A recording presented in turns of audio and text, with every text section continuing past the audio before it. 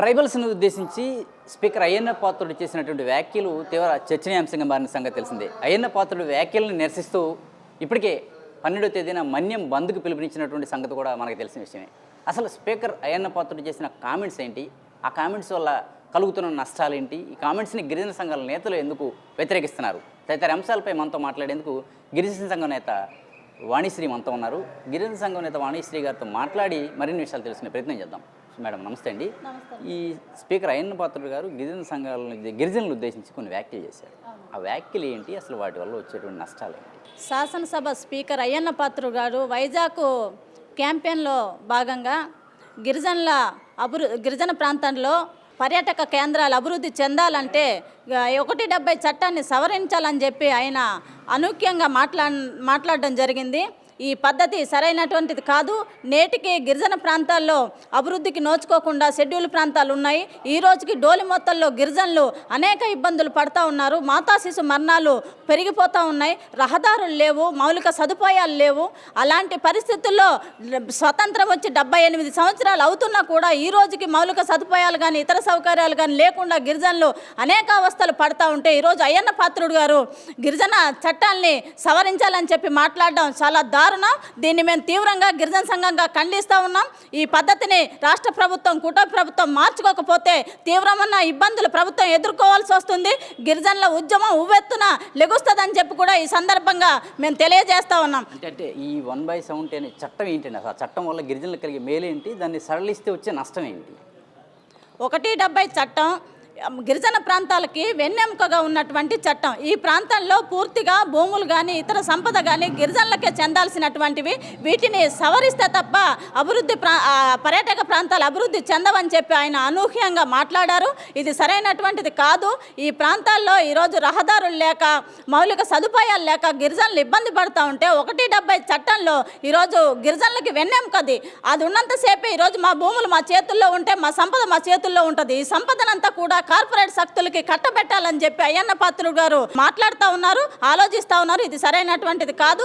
మా భూములు జోలికొచ్చినా, మా అభివృద్ధి జోలికొచ్చినా, మా 170 చట్టం జోలికొచ్చినా, ఇతర గిరిజన ఆదివాసీ చట్టాల జోలికొచ్చినా ఊరుకోమని చెప్పి ఖచ్చితంగా మేము తెలియజేస్తా ఉన్నాం. ఇప్పుడు 170 చట్టం గిరిజనేతరులకు కూడా అవకాశం కలుగుతుందా? దాన్ని సరళిస్తే 170 చట్టాన్ని కన్నా ప్రభుత్వం సరళిస్తే అక్కడ జరిగేటువంటి వ్యవసాయం కావచ్చు, పోడు భూముల విషయంలో కావచ్చు, గిరిజనేతరులకు కూడా అక్కడికి వచ్చి వ్యవసాయం చేసుకునే అవకాశం కల్పిస్తుందా చట్టం తీసేస్తే? 170 చట్టాన్ని సవరిస్తే కనుక ఈరోజు 170 చట్టాలని బేస్ చేసుకునే గిరిజనులు జీవనోపాధి పొందుతూ ఉన్నారు. ఆ ప్రాంతాల్లో ఆ భూములు, ఆ వ్యవసాయం, ఆ కొండపోడు ఇవన్నీ కూడా గిరిజనులు అనుభవిస్తూ ఉన్నారు. ఇవి సడలించడం వల్ల ఏమవుతుందంటే గిరిజనేతరులకు పూర్తిగా శకం హక్కు వాళ్ళకి వెళ్ళిపోతూ ఉంది. వాళ్ళు కూడా ఆ భూమికి హక్కుదారులు అవుతారు. అక్కడ వ్యవసాయాలు కానీ కొండపోళ్ళు కానీ చేసుకోవడం, అట్లాగే ఇల్లు నిర్మాణాలు చేసుకోవడం ఇవన్నీ జరుగుతూ ఉన్నాయి. ఇవన్నీ కూడా ఇప్పుడు సరళిస్తే పూర్తిగా వాళ్ళకు కూడా గిరిజనులతో పాటు హక్కు వస్తుందని చెప్పి మేము గిరిజన సంఘంగా తెలియజేస్తున్నాం. కాబట్టి ప్రభుత్వం ఆలోచించాలి. అయ్యన్న పాత్రుడు గారు మాట్లాడినటువంటి మాటల్ని ప్రభుత్వం వెంటనే చర్యల్లోకి తీసుకోవాలని చెప్పి కూడా మేము కోరుతా ఉన్నాం. ఇక్కడ ఇంకొకటి తీసుకోవాలండి. ఇప్పుడు ఈ చంద్రబాబు కావచ్చు, పవన్ కళ్యాణ్ కావచ్చు, ఇప్పటికీ మౌలిక వసతులు లేని పరిస్థితి ఉంది గిరిజన ప్రాంతాల్లో. ఈ రంపచోడవరం కావచ్చు, పాడేరు, ఇట్లా చాలా ప్రాంతాలు. ఇవన్నీ వదిలేసి పర్యాటక ప్రాంతం అభివృద్ధి అంటారు ఏంటి? పర్యాటక ప్రాంతం అభివృద్ధి చెందాలంటే మౌలిక వసతులు ఉండాలి కదా. అసలు మౌలిక వసతులు ఉన్నాయి అక్కడ? ఇప్పటికే మౌలిక వసతులు లేకుండా అనేక ఇబ్బందులు పడుతూ ఉన్నాయి. 7 ఐటీడీఏ కేంద్రాలు ఉన్నాయి ఈ రాష్ట్రంలో.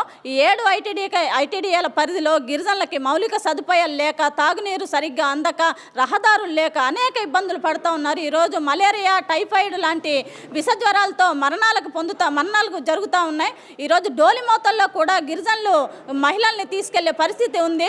డోలిమోతల్లో తీసుకెళ్తే తప్ప వాళ్ళకి డెలివరీ కాని పరిస్థితి. మార్గం మధ్యలో ఆమె బిడ్డను ప్రసవించే సమయంలో చనిపోవడమో, బ్రతకటమో, ఆమె ప్రాణాపాయ స్థితిలో కూడా ఉంటా ఉంది. ఇవన్నీ కూడా రోజు పేపర్లో వస్తున్నాయి, టీవీలో వస్తున్నాయి. ఇట్లాంటి ఇబ్బందులు పడుతున్న సమయంలో ఈరోజు అయ్యన్న పాత్రుడు గారు ఇలాంటి వ్యాఖ్యలు చేయడం చాలా దారుణమైన విషయం. కాబట్టి 170 షెడ్యూల్ ప్రాంతాలని అభివృద్ధి చేయాలని చెప్పి ఈ అభివృద్ధిలో భాగంగా మౌలిక సదుపాయాలు కల్పించాలి, అట్లాగే విద్యా వైద్యం అమర్చాలి, అట్లాగే ఇళ్ల నిర్మాణాలు చేయాలి.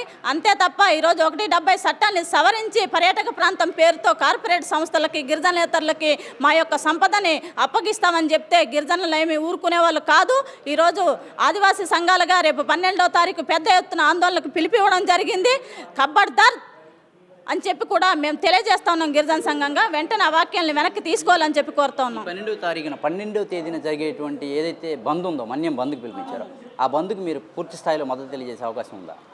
ఖచ్చితంగా అండి. 12వ తారీఖు రాష్ట్ర వ్యాప్తంగా అన్ని ఏజెన్సీల్లో బంద్ జరుగుతూ ఉంది.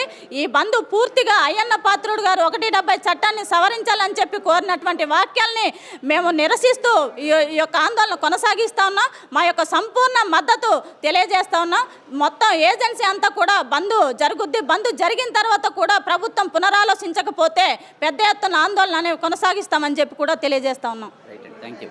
రైట్, ఏదైతే స్పీకర్ అయ్యన్న పాత్రుడు చేశారో 170 చట్టం అనే చట్టాన్ని సడలించాలంటూ ఆ వ్యాఖ్యల్ని మేమైతే తీవ్రంగా నిరసిస్తున్నామని వాణిశ్రీ గారు స్పష్టం చేస్తున్నారు. ఇదే సమయంలో 12వ తేదీన మన్యం బంద్కి ఏదైతే పిలుపునిచ్చారో ఆ బంద్ని విజయవంతం చేస్తామని ఖచ్చితంగా చంద్రబాబు, పవన్ కళ్యాణ్ స్పీకర్ వ్యాఖ్యలపై స్పందించాలని, ఆ వ్యాఖ్యల్ని వెనక్కి తీసుకోవాలని కూడా వారు డిమాండ్ చేస్తున్నారు. కెమెరా పర్సన్ రెహమాన్తో జర్నలిస్ట్ నాని, ఏపీ అమరావతి, అభినవ్ భారత్.